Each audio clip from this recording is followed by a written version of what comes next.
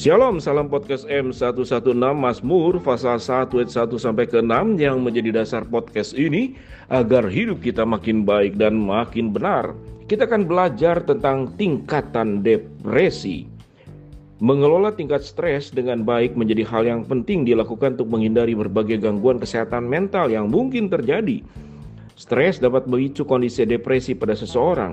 Depresi sendiri merupakan gangguan suasana hati yang ditandai dengan perasaan sedih yang luar biasa sehingga menimbulkan rasa tidak peduli. Kondisi ini dapat dialami oleh siapa saja, termasuk anak-anak.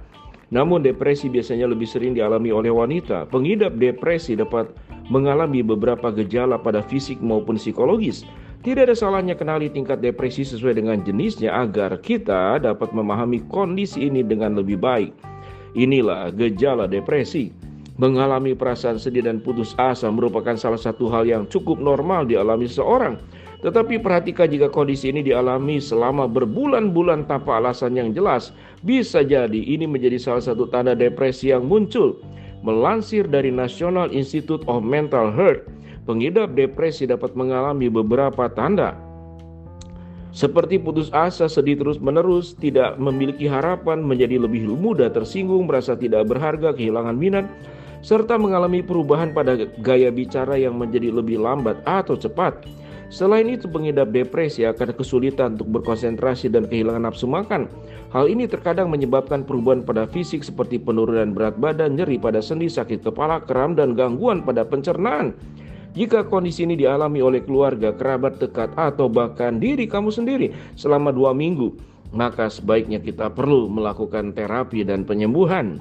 Kenali tingkatan depresi. Pemeriksaan perlu dilakukan untuk memastikan kondisi depresi yang dialami. Depresi memiliki tingkatan dan jenis yang berbeda. Hal ini akan mempengaruhi pengobatan dan perawatan yang nantinya perlu dijalankan oleh pengidap.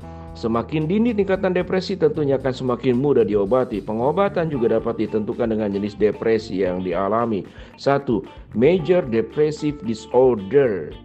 Melansir Anxiety and Depression Association of America, pengidap depresi mayor akan mengalami kesedihan yang sangat mendalam pada tingkatan yang cukup parah.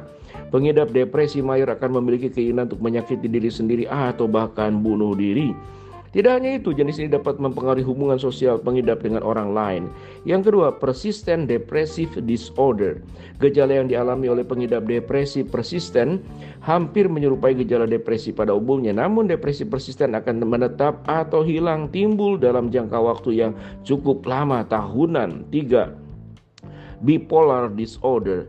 Melansir Heartline, gangguan ini ditandai dengan perubahan mental yang sangat drastis. Pengidap dapat mengalami sedih dan putus asa pada suatu waktu, kemudian menjadi senang dan bersemangat secara tiba-tiba. Keempat, postpartum depression. Melansir Verywell Mind, jenis ini hanya dialami oleh wanita.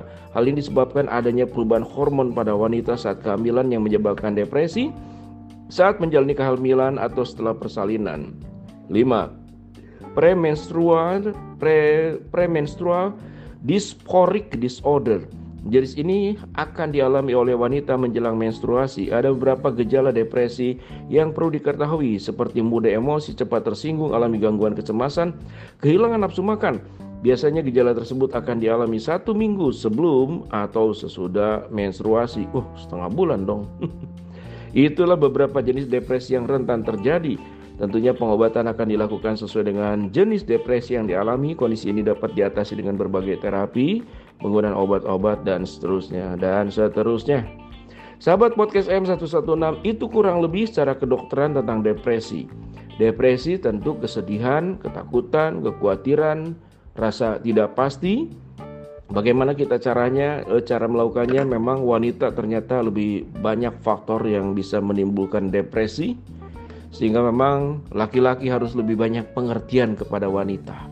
Ya, dari penjelasan ini, jadi laki-laki harus lebih pengertian kepada wanita, kepada istrimu, kepada ibumu, kepada adik kakak perempuanmu. Pahamilah mereka. Oleh sebab itu, kenapa laki-laki mungkin lebih kuat menghadapi depresi seperti demikian, kurang lebih, sehingga memang harus jadi pelindung. Dan memang Tuhan ciptakan laki-laki menjadi pemimpin, pelindung untuk menjaga wanita di dalam keselamatan dan segala sesuatunya. Itu adalah perintah Allah. Shalom, salam podcast M116.